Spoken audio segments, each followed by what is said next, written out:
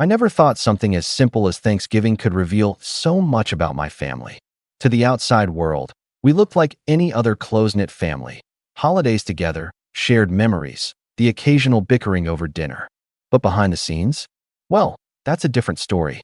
One I'm finally ready to tell. My name's Caleb. I'm the middle child in a family of 5, which, let's be honest, often means I got overlooked. My older brother, Daniel, was always the golden child, the one who could do no wrong. Rachel, my younger sister, was the baby of the family, and while she might not have gotten the same amount of attention, she was spoiled in her own way. And then there was me, the one who just blended into the background, unnoticed by everyone. Thanksgiving this year was supposed to be different. Mom had told us a few weeks earlier that the holiday would be a bit more low-key this time around. "We're cutting back, you know how it is," she said. "With the budget issues and everything, we won't be doing a big feast, but we'll still make sure to spend the day together. It'll be nice." I didn't mind. I was used to the budget talk. In fact, I wanted to believe it. Maybe we could just have a quiet dinner at home, the 3 of us, and keep things simple. I thought it would be a good chance to actually spend time together as a family, without the usual drama of Rachel and Daniel fighting over who gets the last piece of turkey. But then, the day before Thanksgiving, I got a message from Mom. "Hey Caleb, we're going to cancel dinner tomorrow. Things are tight, and everyone is staying home. Hope you understand. We'll do something next year."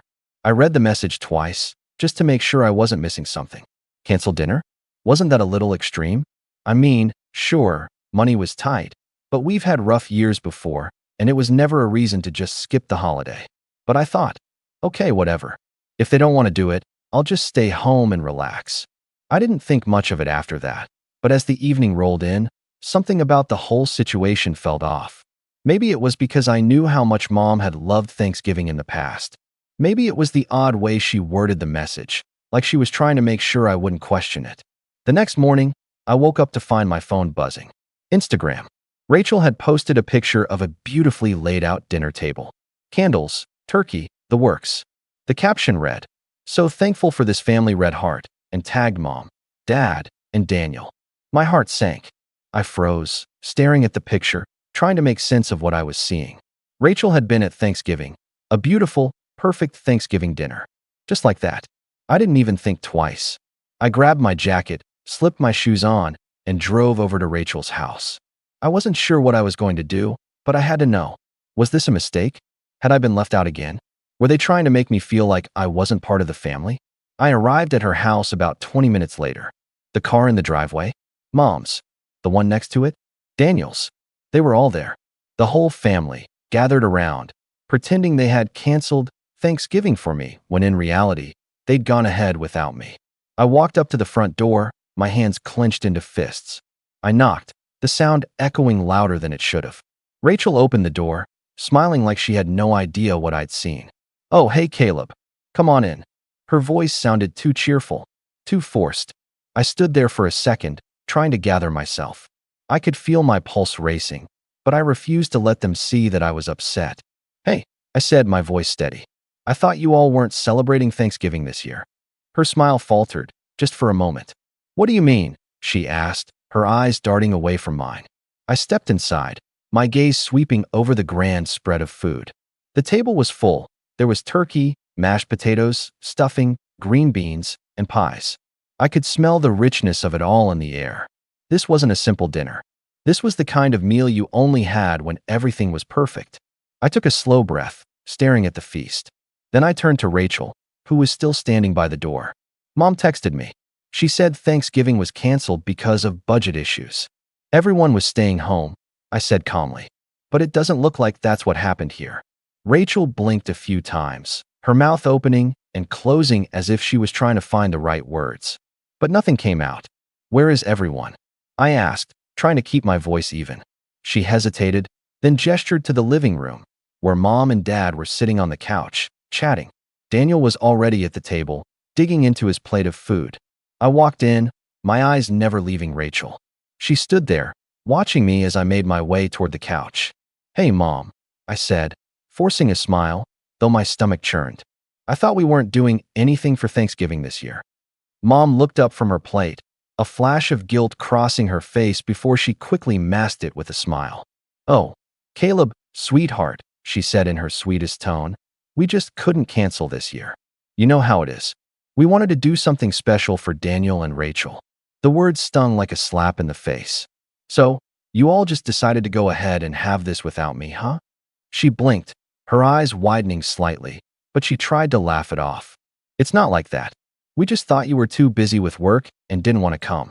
You know, with everything going on. I could feel my heart pounding in my chest, but I kept my voice steady. Right. I see. I guess I didn't realize that family only counts if you're the right kind of family member, huh? I heard Daniel snort from the table, and my eyes snapped to him. What's so funny? He shrugged, a smirk tugging at his lips. Nothing, just the usual drama. Mom shot him a glare, but she didn't speak up. I wasn't going to let this go. I couldn't. So, I said slowly, my eyes locking onto hers. You decided to cancel Thanksgiving for me, but then went ahead and did it anyway without even telling me. Was I really that much of an inconvenience? Mom's smile faltered, and for the first time, I saw her try to mask the guilt. It wasn't like that at all, Caleb. We didn't want to hurt your feelings. I stared at her, my mind racing. How could they do this to me? All the lies, the manipulation, the way they'd made me feel like I was some afterthought? But I wasn't going to cry. I wasn't going to make this easy for them. I get it now, I said, turning around to leave. You don't want me here, but at least be honest about it next time. And just before I stepped out the door, I heard Rachel call after me. Caleb, wait. But I didn't turn around. And that was only the beginning. I didn't look back when I walked out the door. Honestly, I didn't even know where I was going at that point. I just needed air, space, to think. It wasn't just about Thanksgiving anymore. It wasn't just about being left out of a family dinner.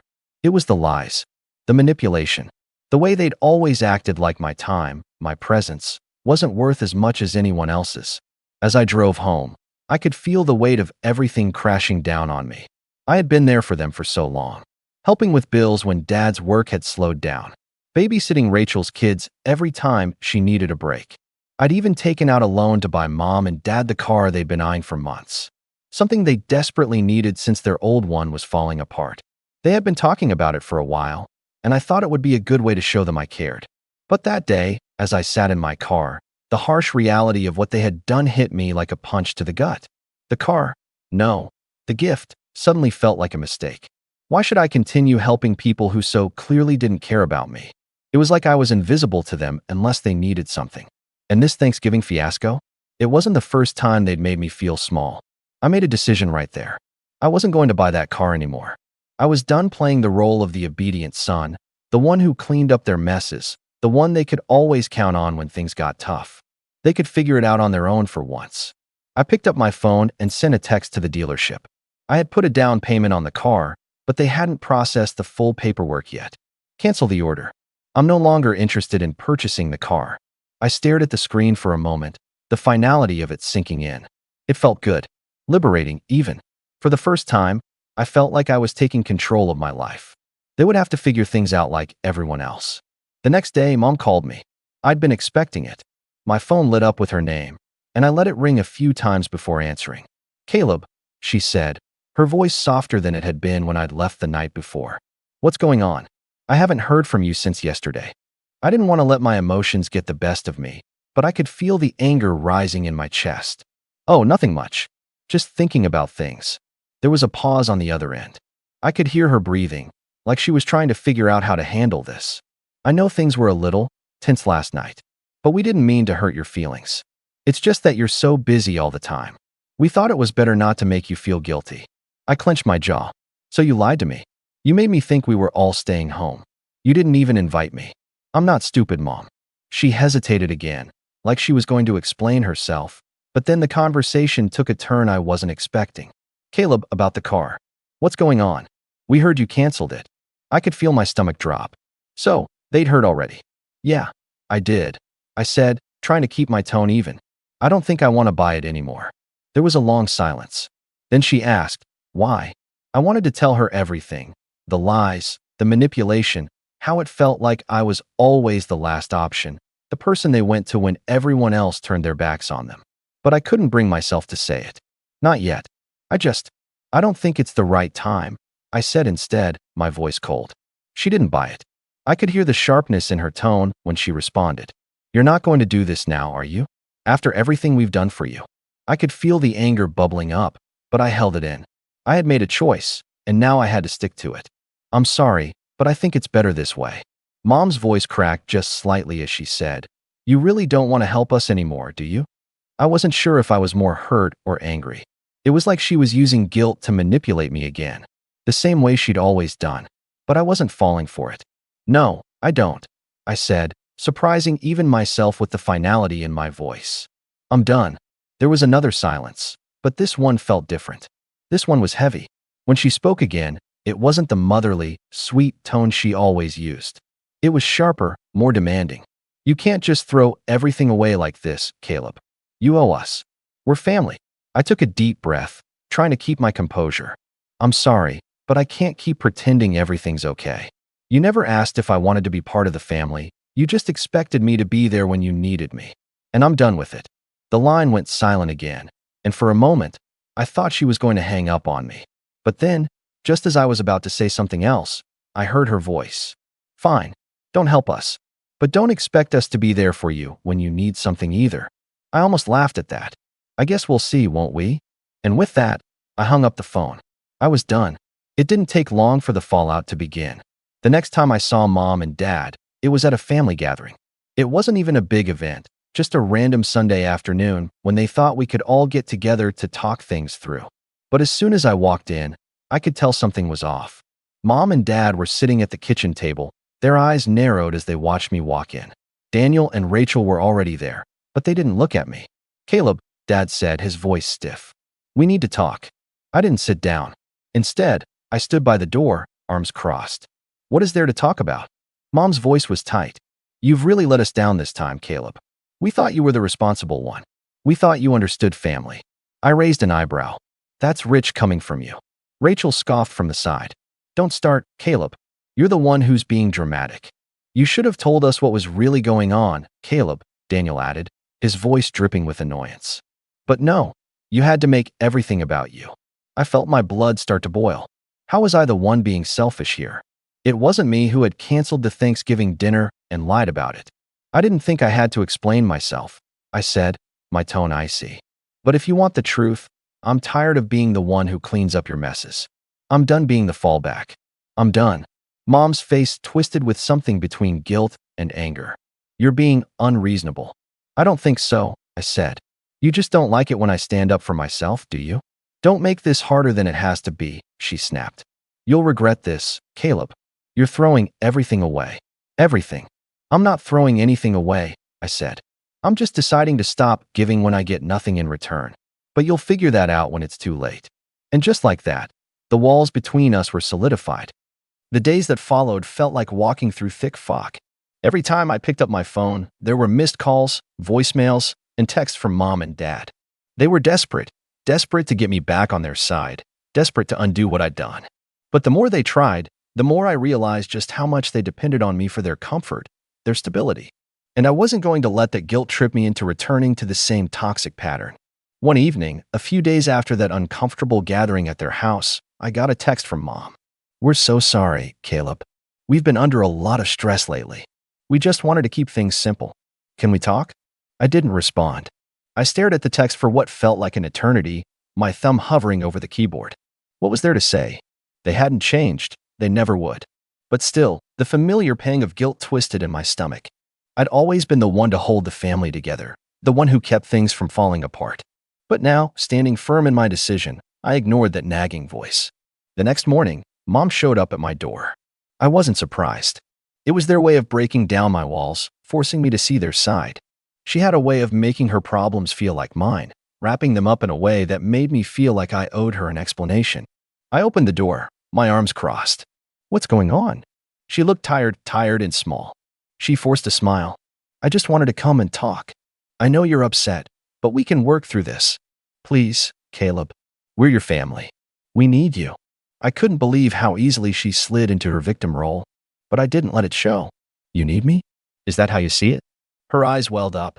"You've always been the one who understood, Caleb. You were the one I could count on when everything else fell apart. But now you're shutting me out, and I don't understand why." The words stung, but I couldn't let her win this time. "Maybe it's because you've never really seen me. You've always used me, my time, my money, my effort, like I'm just supposed to drop everything when you need something. I'm tired of being your safety net, Mom. She wiped her eyes, a slow tear sliding down her cheek. Please, Caleb. I'm not trying to use you. I don't know how to handle everything anymore. The bills, your dad's health. It's too much for me. I just want things to be like they were. I miss my son. I almost gave in. I could see it, the desperation, the fear of losing me. It was all right there, in the way she clung to her words, in the way she made everything sound like it was falling apart without me. But I had to remind myself of what I had already seen. The games, the manipulation, the way they always made me feel like I was the one who had to hold it all together. No, Mom, I said, shaking my head. You don't get it. This isn't about me. It's about you and the way you treat me. You only see me when it's convenient for you. I'm not just your backup plan anymore. I can't be. Her expression faltered. I could tell it hurt her, but I couldn't care anymore. This wasn't about fixing her. This was about fixing me. But she didn't back off. Instead, she tried a different tactic. Please, Caleb. You know we've always taken care of you. And now, when we need you most, you're turning your back on us. Is this really how you want things to be? It wasn't lost on me that the "we've always taken care of you" line was the same one she had always used when she needed me to bend. It was a guilt trap, a way to make me feel like I owed them, even though I was the one who'd been there through thick and thin. And then, just when I thought she couldn't pull out any more stops, she dropped the bomb. Your dad, he's really struggling, Caleb. The doctors said he might need surgery soon. He's not doing well. Don't you want to be there for him? That hit harder than I thought it would. The guilt started creeping in. Dad's health wasn't something I could ignore, and the thought of him going through something serious without me there. I didn't want to be that person. I didn't want to be the one who wasn't there when they needed me most. But then I remembered. They had lied. They had lied to me about Thanksgiving, about everything. They didn't care about my feelings, not really. They wanted me to do their bidding, and I couldn't fall into that trap again. I took a deep breath. I'm not going to keep sacrificing myself for you, Mom. Not like this. I've been through this before, and I'm not doing it again. If you want to fix things, you're going to have to do it without me. Her face turned pale. She had nothing left to say, no more cards to play. Her hand had been exposed, and she knew it. She stood there for a moment, and for a second, I thought she might just break down and beg me to help. But she didn't. Instead, she straightened up, her posture stiffening. Fine, if that's what you want. Just don't come crying to me when you need something. Don't expect me to be there when you realize you've thrown everything away. I stared at her, my chest tight. I already made my decision. With that, she turned and walked away. But before she left, she gave me one last look, one last, desperate glance, as if she were hoping I'd change my mind. I didn't. The days after that felt like I was walking a tightrope, balancing between the guilt of cutting ties and the relief of finally standing up for myself. But it didn't take long for me to realize they weren't done yet. A few days later, Rachel called me. Caleb, you've really screwed things up.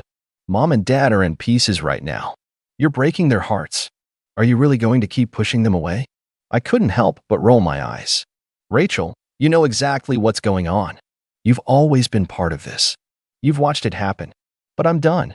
I'm not their backup anymore. Don't you dare hang this over us, Rachel snapped. They've always been there for you. You can't just throw everything away because you're mad about Thanksgiving. I'm not just mad about Thanksgiving, Rachel, I said, my voice firm. I'm done being manipulated. You don't get to treat me like I'm nothing and then expect me to show up when it's convenient for you. She was silent for a moment, probably taken aback by my tone. You're making a huge mistake, Caleb. Just wait. You'll see. And I did. I saw exactly what was coming next. They weren't going to give up so easily. The desperation would only get worse, and I wasn't sure I was ready for it. But I had made my choice. I wasn't turning back. Not this time. The next few weeks were a blur of texts, calls, and unexpected visits from family members. Everyone had an opinion. Everyone had something to say about my decision, but none of them really understood what it was like to always be the one holding everything together. It was exhausting. They had all expected me to just keep coming back, to fold when things got tough. But I wasn't going to. It was a cold Saturday afternoon when Mom showed up at my door again. I wasn't surprised to see her. She had this way of just showing up, no warning, no preparation. It was like she thought if she kept pushing, I'd eventually give in. I opened the door, and for a moment, neither of us said anything. I could see it in her eyes, this strange mix of anger, hurt, And something else, desperation. She took a deep breath and spoke, her voice cracking slightly. I can't do this, Caleb. I can't keep pretending like everything's fine. Your dad's health is getting worse, and I don't know what I'm supposed to do anymore. I'm sorry. I know we've messed up, but you're my son. I need you. It felt like a punch to the gut. The old me would have folded. The old me would have rushed to comfort her, to fix everything. But I wasn't that person anymore. Mom, I began, my voice steady, I can't keep sacrificing myself just because you need me. I've been doing it my whole life, and I can't anymore. You say you need me, but you're not seeing what's best for me. You never have. She stayed silent, letting the weight of my words settle in the air between us. Finally, she stepped back, her shoulders slumping. So, this is it? You're really going to leave us like this? I didn't answer right away. The silence stretched between us, heavy with everything that had led up to this moment. It was clear. There was no going back, not this time. I'm not leaving you, Mom, I said quietly. I'm just finally standing up for myself. For the first time in my life. She didn't say anything after that. She just walked away, leaving me standing there, wondering if she would ever truly understand what I'd done. A few days later, I got a message from Rachel. Mom's asking if you've seen the pictures of the new car. She wants to know why you didn't help. I stared at the message for a while, trying to figure out what to do with it. There it was again, another attempt to make me feel guilty, to get me back in line. I didn't respond. There was nothing left to say. That's when I made the final decision. I took the money I had saved for a new car for them and used it to buy myself something that felt right for me. It wasn't a luxury car, nothing too flashy. But it was mine, something I could be proud of, something that didn't feel like I was bending to their will. It was my way of taking back control. I spent the rest of the evening with friends, celebrating the fact that for once, I was putting myself first. It felt strange, almost foreign at first, but then, as I relaxed into it, it felt like freedom. And that's how it ended. Mom and Dad? They never apologized. They never came to terms with what happened, but it didn't matter anymore. I had set boundaries, and though they weren't happy about it, I wasn't going to let their anger or disappointment control me any longer. So, what do you all think? Did I do the right thing by finally standing up for myself? Or should I have tried harder to work things out with them? I'm curious to hear your thoughts.